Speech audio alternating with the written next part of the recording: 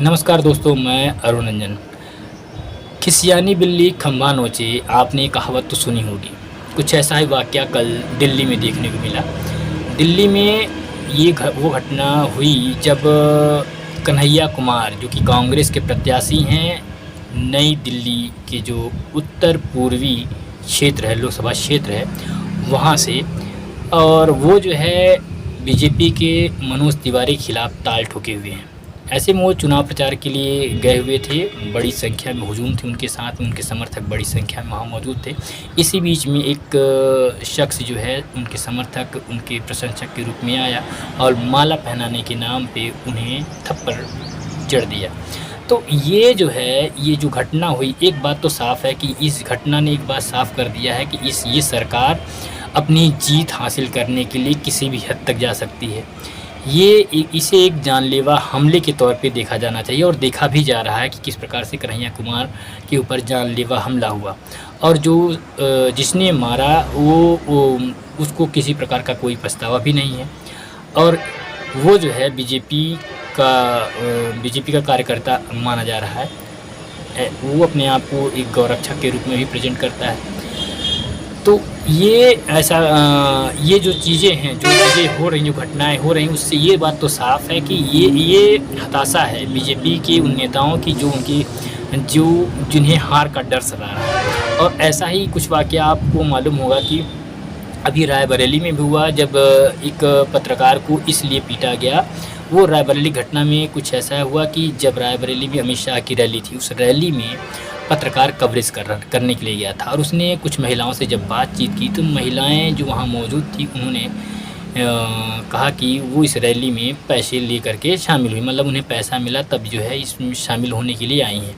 मतलब इससे आप अंदाज़ा लगा सकते हैं कि जो बीजेपी की जो रैलियाँ हो रही हैं, उनमें जो भीड़ है किस प्रकार की है, और किस तरह से किराए की भीड़ आ रही है। पैसे ले करके, पैसे दे करके भीड़ इकट्ठा की जा रही है, भीड़ बुलाई जा रही है। तो जब महिलाएं जब ये बातें जब कहीं, तो वहाँ पे जो बीजेपी के जो कार्यकर्ता मौजूद थे, उस रैली में शामिल थे, वो जो है उस पत्रकार को तुरंत पकड़ ले गए, बुरी तरह से पीटा, और वो लगातार वो चिल्लाता रहा कि मत मारो, लेकिन उसको मारने में उन लोगों ने कोई कोर कसर नहीं छोड़ी।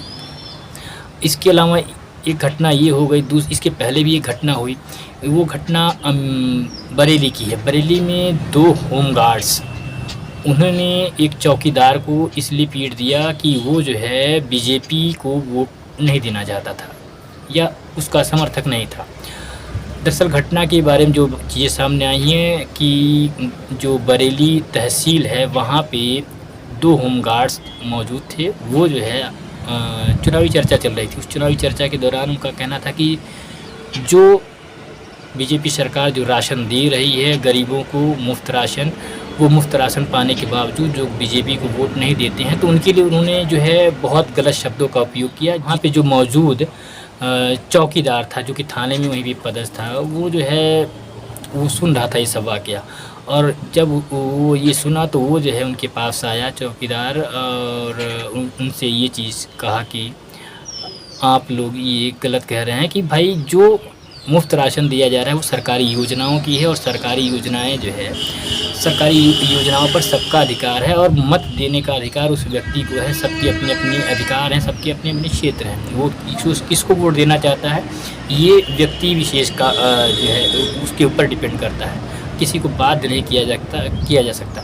तो ऐसे में केवल इतनी सी बात के लिए जो वहाँ पे होमगार्ड थे, वो उन लोगों ने बंदूक के बट से, जूते से, लात घूंसों से बुरी तरह से उसको पीटा।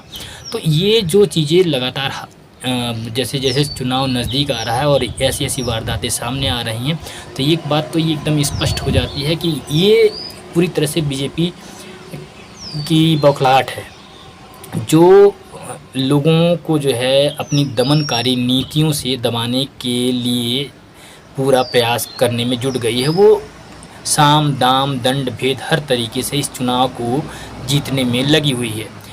और इसके साथ ही यह बात भी साफ जाहिर होती है कि इस लोकसभा चुनाव के दौरान, यानी बीजेपी जो है इस चुनाव को जीतने के लिए किस प्रकार से लोकतंत्र की हत्या करने में जुटी हुई है। ऐसा नहीं है कि इस तरह के वाक़या पहली बार हुए हैं, इसके पहले भी कई पत्रकारों को बीजेपी के खिलाफ रिपोर्टिंग करने के लिए गिरफ़्तार किया गया है। बीजेपी के विरोध में कोई बयानबाज़ी किया गया हो तो उसके लिए भी कई जगह पे लोगों को पीटा गया है, कई वारदातें खुल कर के सामने आई हैं, तो कई दबी रह गई हैं और दबाने का पूरा प्रयास भी किया गया है।